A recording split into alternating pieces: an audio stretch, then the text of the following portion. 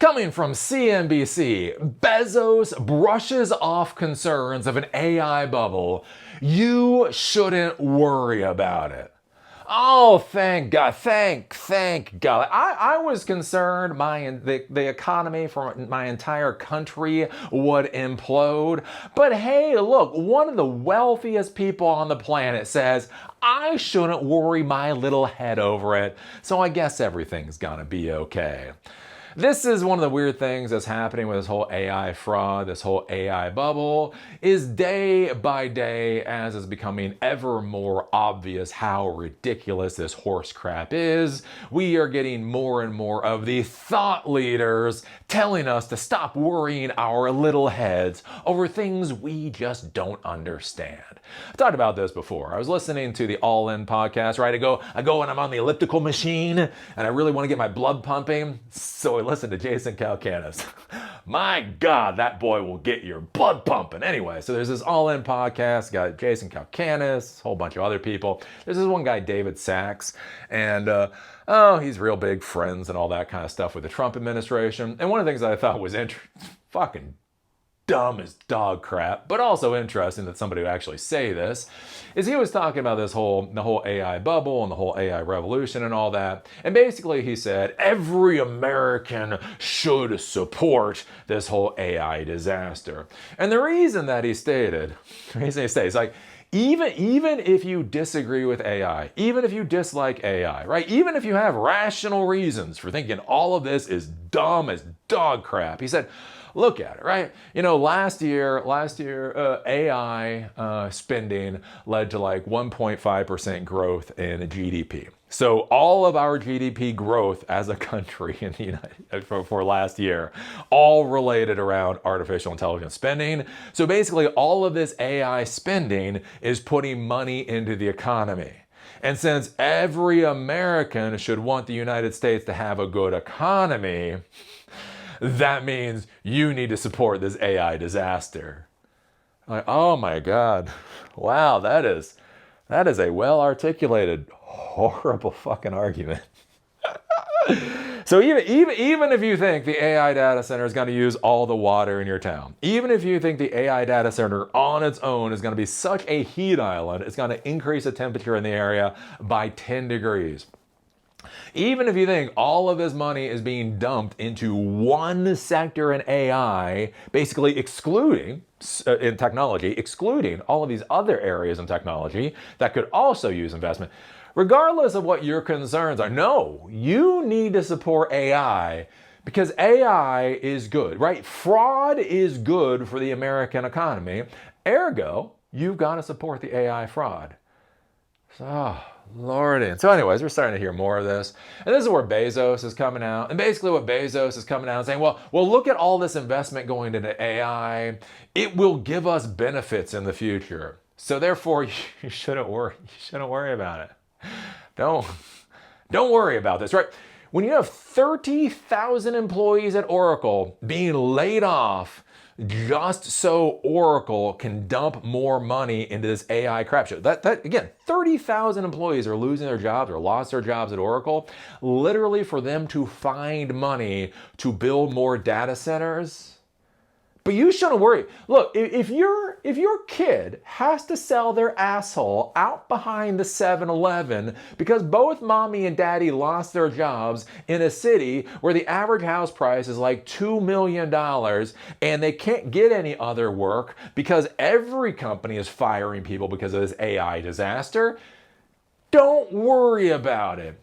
It's good for the country. When we talk about the country, we mean Elon Musk and Bezos and all that, right? Right. The real American patriots are the billionaires. If you were a patriot, you'd have $1 billion. So anyways, this is I don't know. I just saw this on CNBC and just, oh lordy, this is just a sign of the times. Amazon founder Jeff Bezos shrugged off concerns of a looming AI bubble on Wednesday, telling CNBC that the massive investments will ultimately help push the technology forward in the long run. It's like, well, yeah, But do we need to spend that much money to do it?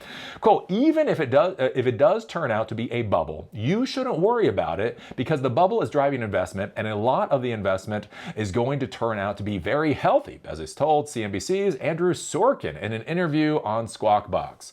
So the idea, all of this money, right? This money isn't going into hospitals. This money isn't going in to housing. This money isn't going into other things that would improve Americans or other people's lives. It's all going into AI. Again, we talk about this with the $1 trillion valuations. SpaceX, $2 trillion. OpenAI, $1 trillion. Anthropic, $1 trillion, right?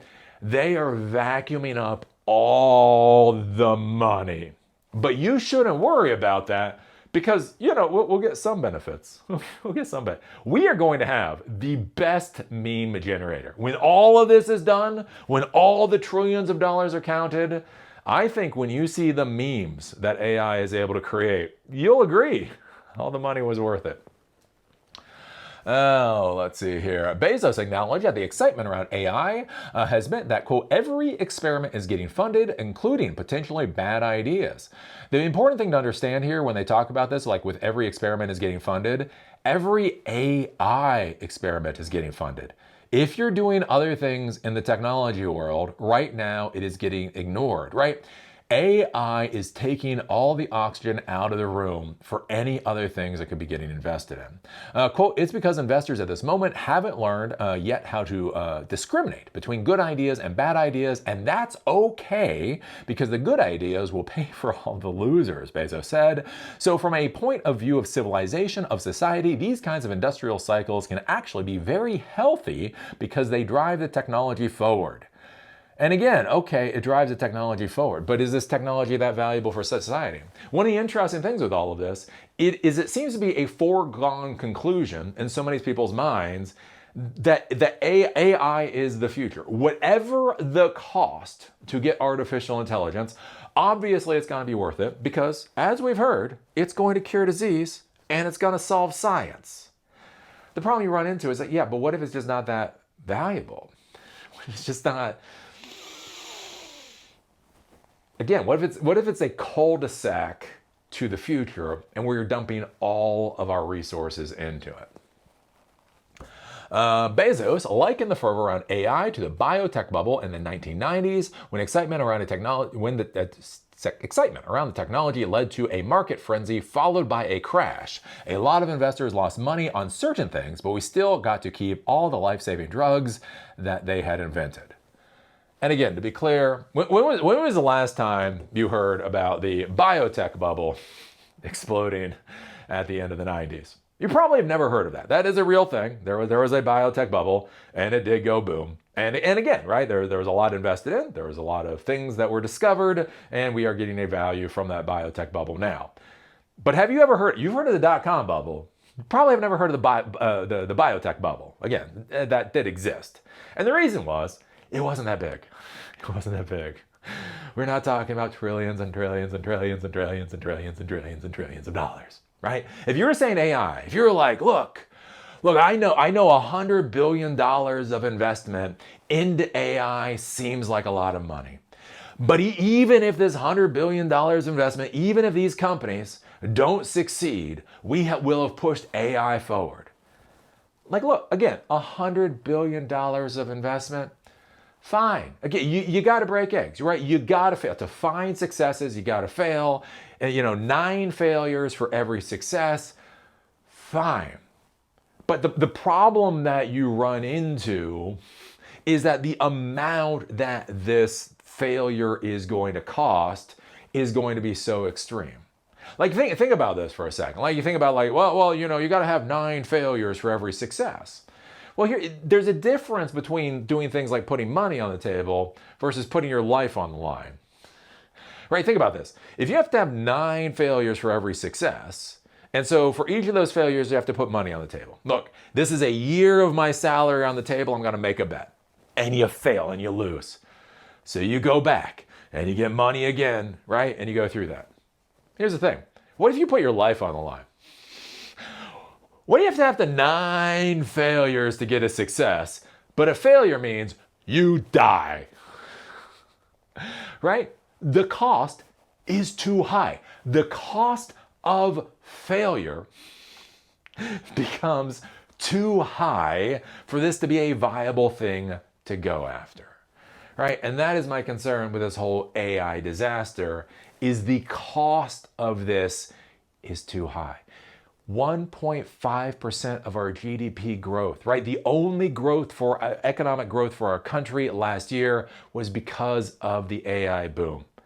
And it's built, man, the foundations are built on generic Jell-O that hasn't been in the refrigerator long enough.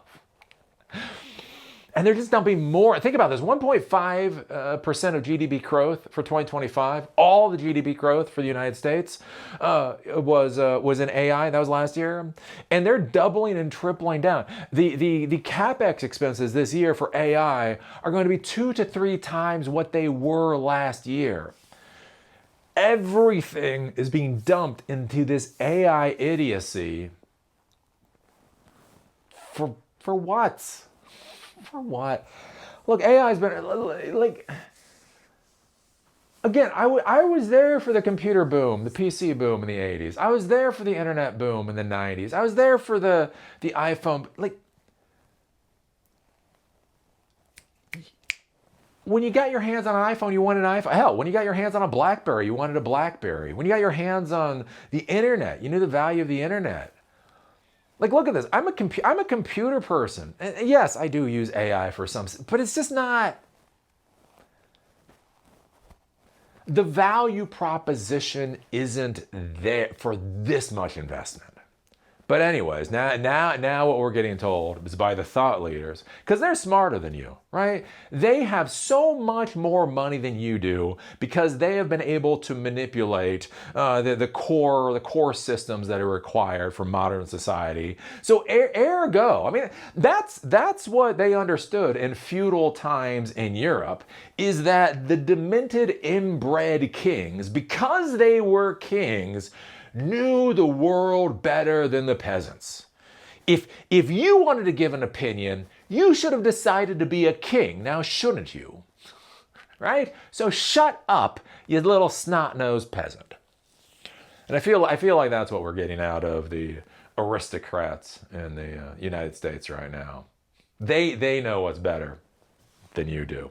Just shut up. You're selling your kids bunghole out behind the 7-Eleven? Well. If you had decided to be a billionaire, you wouldn't be having this problem right now. So anyways, what do you think about this? What do you think about Bezos coming out and saying you shouldn't worry about the AI boom? Again, does it just make your blood boil? Does it make the bile rise at just how vile these people are? How out of fucking touch. It's not even at this point in time, like, do they touch grass? I'm starting to question whether these people even know what grass is. If you show them a picture of grass and you show them a green carpet, would they be able to pick the right picture, more than 50% of the time? I don't know. Put your thoughts down below. If you like these episodes and you want them on Spotify or on Apple Podcasts, there's a link in the doobly-doo, along with a link for my LinkedIn account if you want to follow me there. And with that, see y'all later.